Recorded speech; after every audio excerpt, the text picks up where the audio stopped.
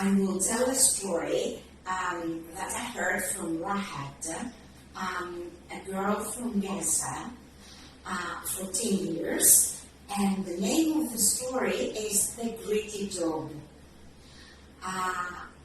Tell us a story, tell us a story. Once upon a time, there was a dog that was walking, and out of the blue, he found a bone. He got the bone and started walking over a bridge. Hold on, Zena. I have found such a tasty bone. I am going to cross the bridge over the river and I will bury it somewhere.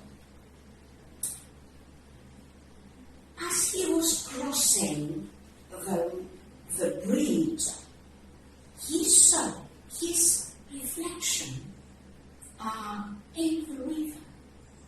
Oh my God, he said, there is another dog.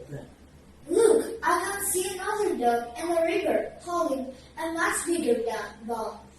If I jump and catch it from its mouth in the river, I'll have 2 tasty bones. Let's try it.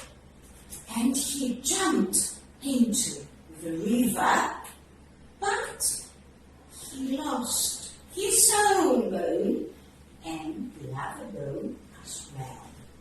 So, that's a message. We have to be pleased with what we have. The end of the story.